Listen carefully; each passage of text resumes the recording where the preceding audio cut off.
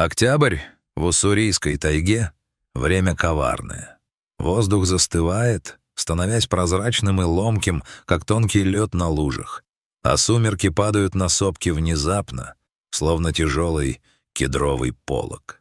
Ричард Петрович, старый лесник с лицом изборожденным морщинами, как кора реликтового дуба, сидел на крыльце своей заимки. Тишину расколол звук.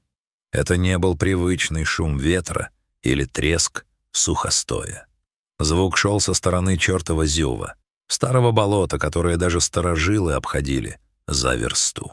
Это был плач. Протяжный, вибрирующий, полный такой первобытной тоски, что у Ричарда по спине пробежал холодок. За 60 лет в тайге он слышал всякое, но этот стон означал только одно — жизнь уходит, и уходит мучительно. Лесник знал, что соваться к зиву в темноте, когда подмороженная кочка скользит под сапогом — чистое самоубийство. Но плач не прекращался. Он сверлил мозг, взывая к чему-то более древнему, чем инстинкт самосохранения. «Тьфу ты, нечистое», — проворчал Ричард, хватая поношенную двустволку и фонарь. «Не дашь помереть спокойно в тепле».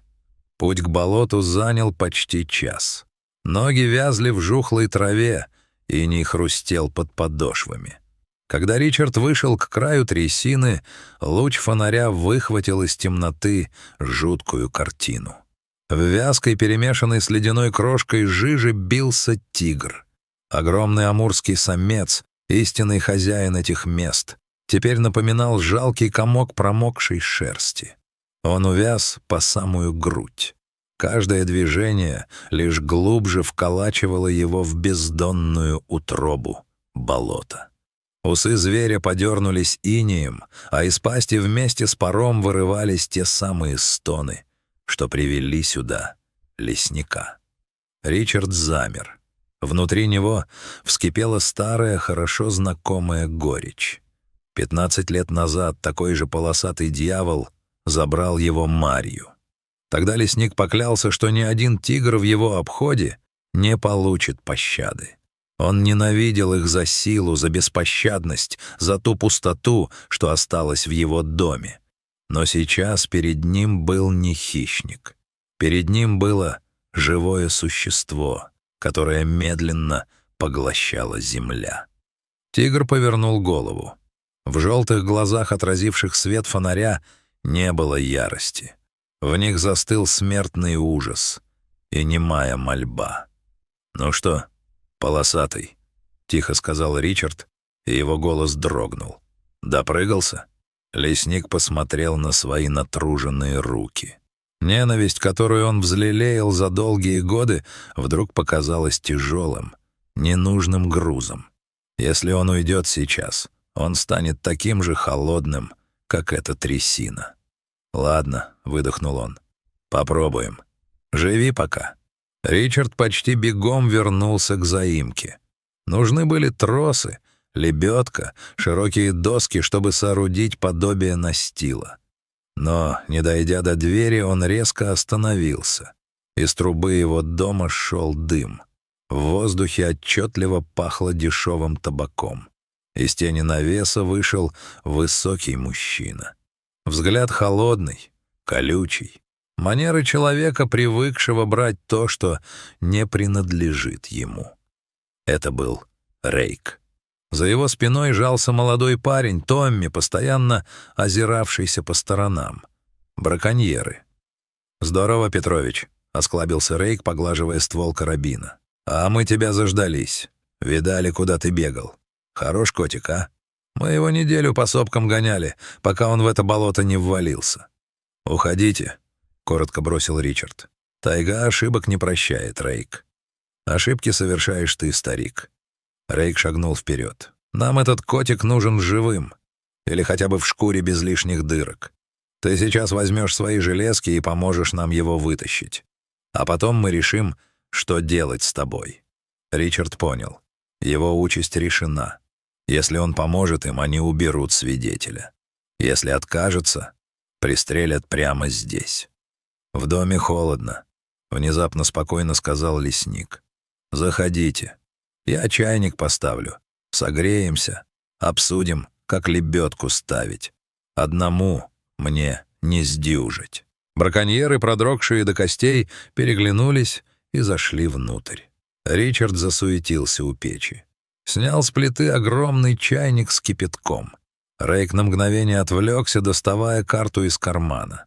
В этот миг Ричард с силой плеснул кипяток на раскаленную чугунную плиту и на дощатый пол. Комнату мгновенно заполнило густое облако белого пара. «Ты, дед старый!» — взревел Рейк. Но Ричард, знавший каждый сантиметр своего дома, уже выскочил в сени и захлопнул дверь на тяжелый засов. Он не стал терять времени на сбор вещей, он просто растворился в ночи. Лесник не бежал к Балту. Он кружил. Он знал тайгу как свои 5 пальцев и вел преследователей по медвежьему пути, узкой тропе между скал, где старые шатуны часто устраивали люшки. Позади слышались проклятия и треск кустов. Браконьеры были злы и неосторожны. Внезапно из темноты впереди донесся утробный рык, от которого заложило уши.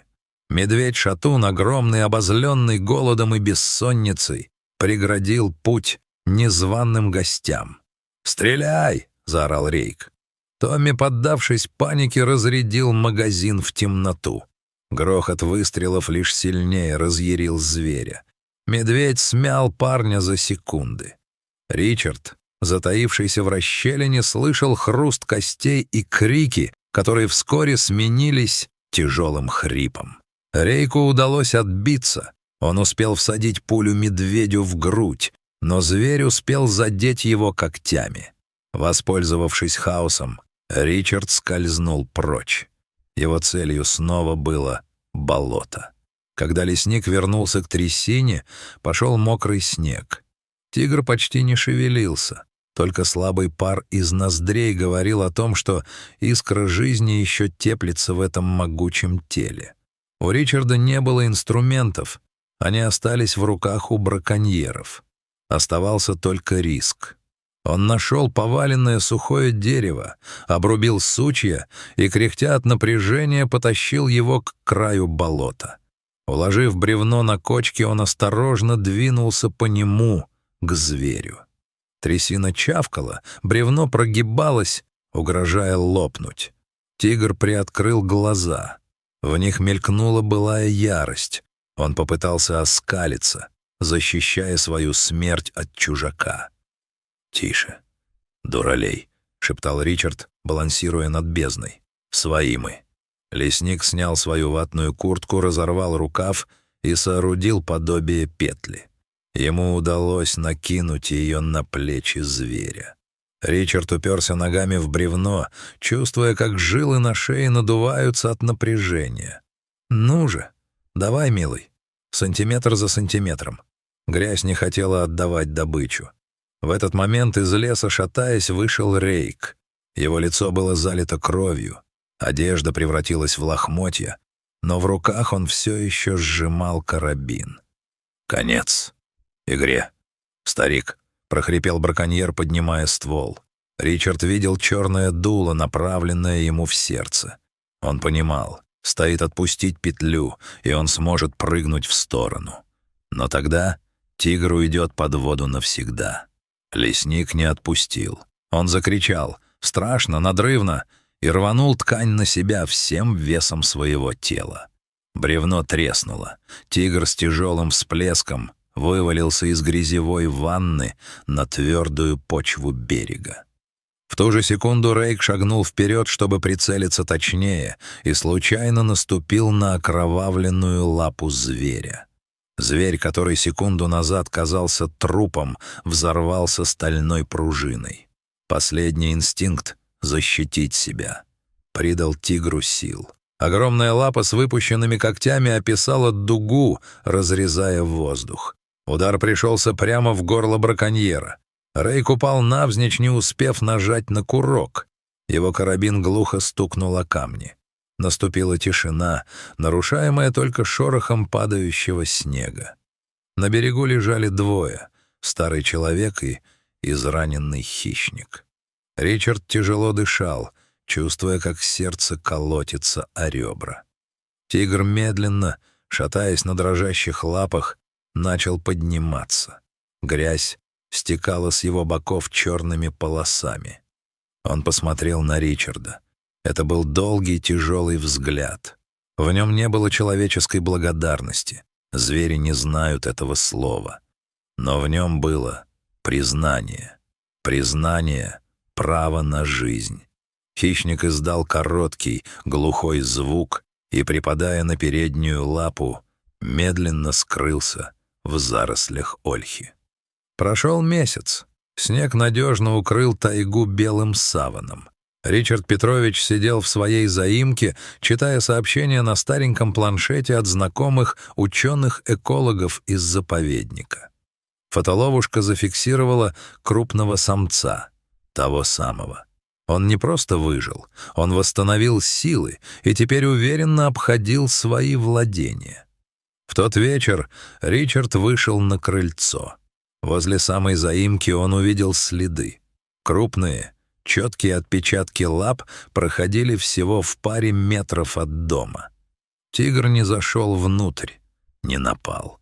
Он просто прошел мимо, словно напоминая о своем присутствии. Лесник снял шапку, подставляя лицо ледяному ветру.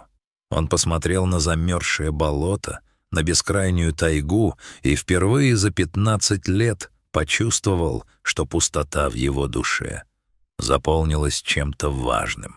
Спасая врага, он спас ту часть себя, которую считал давно похороненной под льдом октябрьской ночи.